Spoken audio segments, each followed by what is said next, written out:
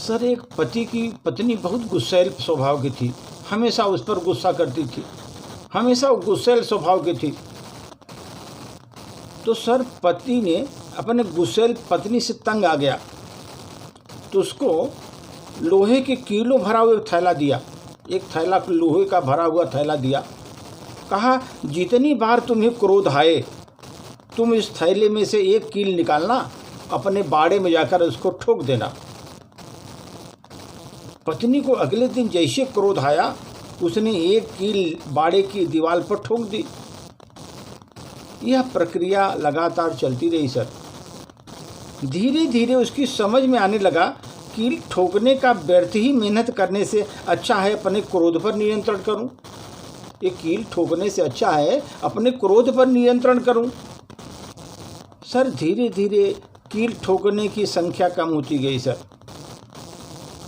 एक दिन भी ऐसा आया कि पत्नी ने दिन में एक भी कील नहीं ठोकी।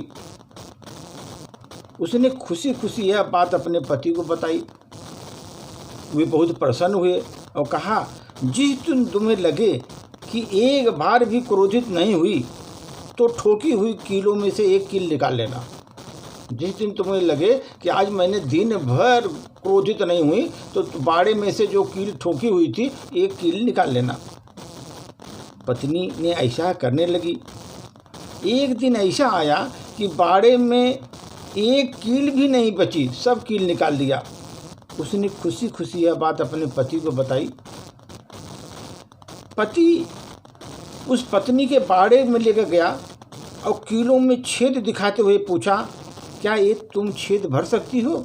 जो बाड़े में कील ठोकी है और कील निकाली है, उसमें जो छेद हैं वो छेद तुम भर सकती हो? पत्नी ने कहा, नहीं जी, छेद को कैसे भर सकते हो? पति ने उसके कंधे पर हाथ रखते हुए कहा, अब समझी, क्रोध में तुम्हारे द्वारा कहे गए कठोर शब्द, क्रोध में तुम्हारे द्वारा कहे गए कठोर शब्द दूसरे के दिल में ऐसे ही छेद करते हैं। पति ने उसके कंधे पर हाथ रखते हुए कहा, अब समझी, क्रोध में तुम्हारे द्वारा कहे गए कठोर शब्द दूसरे के दिल में ऐसे छेद कर देते हैं जिसकी भरपाई भविष्य में तुम कभी कर ही नहीं सकती। वो भविष्य में तुम्हारा भरपाई नहीं हो पाएगा। जो एक बार हृदय में छेद हो गया तो उसको अब तुम भर ही नहीं पाएगी।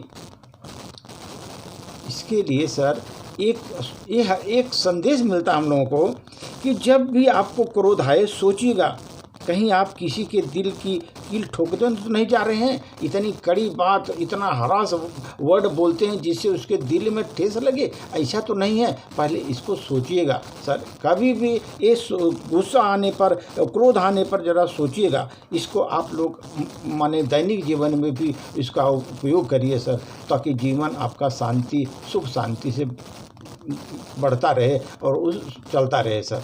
धन्यवाद।